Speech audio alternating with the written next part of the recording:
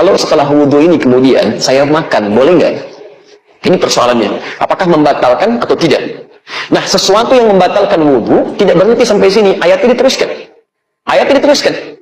Jika Anda ingin pergi untuk buang hajat, misal, ya, mohon maaf, keluar dari ya tempat-tempat yang normal dianggap bermasalah, ya, misal dari tempat-tempat keluarnya, apakah buang air kecil, buang air besar, keluar angin dan sebagainya, bahasa Qurannya sopan sekali. Jika Anda pergi ke toilet, ke tempat untuk buang hajat, itu bisa menghadirkan segala jenisnya, nah, itu pasti membatalkan wudhu.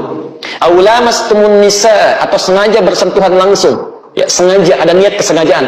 Beda antara lamasa, masa dengan lamasa, itu lain. Awas, Anda mesti hati-hati ya.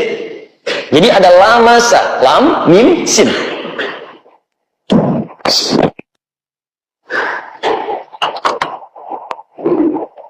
Baik, tolong menyesuaikan sekiranya tidak terlihat. Nanti coba digambarkan saja. Insya Allah saya tidak hapus. Pertama ada lamasa, ini lamasa. Ini. Kalimat kedua ada lamasa. Dan kalimat ketiga ada massat. Massat humul ba'sa wa dharra. Ini bisa kita temukan di Qurannya tadi, Quran surah ke-5 ayat yang ke-6. Yang ini kita temukan di Quran surah kedua ayat 214, posisi paling kanan sebelah bawah. Ini satu akar dengan ini. Cuma bedanya, kalau yang ini lamasa itu sentuhan langsung. Ya, bisa kulit dengan kulit, bisa pakaian misalnya dengan pakaian yang lainnya. Ya, umumnya sih kulit dengan kulit, satu sentuhan. Ya, tapi lamasa di sini belum tentu ada unsur kesengajaan. Sentuhan aja bisa. Ya, seperti yang terjadi misal, maaf, dalam tawaf ya. Tawaf kan kemudian Anda berputar-putar dalam situasi yang padat, tiba-tiba ada gesekan dan sebagainya, ada sentuhan, itu lamasa namanya. Jelas di sini? Tapi kalau lamasa, ini emang udah niat nyentuh.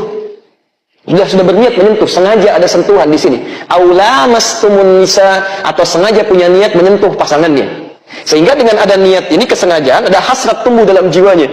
Kalau sudah ada hasrat semacam ini, maka itu berpengaruh pada wudunya, batal wudunya. Jelas ya? Kalau massa, begini, massa itu artinya sentuhan yang terjadi tanpa kontak fisik. Tanpa kontak fisik. Ya, misal Anda melihat sesuatu tayangan di televisi yang mengharukan, tiba-tiba hati tersentuh, kemudian tiba-tiba menangis, ya? Nah, itu massa namanya. Ada orang yang diuji dengan musibah, menyentuh pada jiwanya. Ada langsung pada dirinya, ada pada orang lain. Kita lihat saudara kita di Aleppo, di Rohingya diuji, tiba-tiba kita menangis, kita bersedih, kita berdoa, itu massa sentuhan. Ada pada orang lain, ada pada diri kita. Tapi ini pun bisa masuk pada konteks yang negatif. Ada orang melihat misalnya tayangan yang tidak boleh dilihat, gambar-gambar yang tidak tepat, atau membayangkan sesuatu sehingga muncul sentuhan pada jiwanya yang bisa membatalkan wudunya. Jelas di sini? Nah, kalau terjadi hal-hal semacam ini, maka itu mutlak, batal wudunya. Diulang. Jelas ya? Kalau batalnya dalam hal-hal yang dibenarkan, maka tidak ada dosa baginya. Cuman batal saja, dia mengulang wudu. Tapi kalau batalnya diakibatkan oleh maksiat, maka selain batal, dia pun berdosa. Dan dia harus bertobat pada Allah Subhanahu wa Ta'ala dari dosanya. Jelas di sini? Baik, hati-hati. Kadang-kadang saya pernah temukan orang-orang iseng. Ya, ada pertemuan, misalnya reuni, ada kumpul macam-macam, laki-laki perempuan berwudu, ditungguin, ayo sini, ayo sini, ayo sini, gitu kan? Tiba-tiba keluar pegang gitu, itu nggak boleh. Ya, yang dipegangnya nggak batal karena dia nggak berniat. Cuman yang megangnya dia berdosa. Dia berdosa, dia. Nah, teman-teman sekalian, itu yang sifatnya standar. Lalu bagaimana dengan makanan? Kita kembalikan ke keterangan Nabi Shallallahu Alaihi Wasallam. Hadis Muslim nomor hadis 828. Seorang sahabat bertanya pada Rasulullah Shallallahu Alaihi Wasallam, Ya Rasulullah, wahai Rasulullah, apakah makan kambing membatalkan wudhu? Apakah makan kambing membatalkan wudhu? Kata Nabi, la, tidak. Ketika dia bertanya, Ya Rasulullah, apakah makan unta, ibil membatalkan wudhu? Kata Nabi, na'am, falyatawadda idza akala al-ibil. Ya, maka berwudulah ketika Anda memakan unta.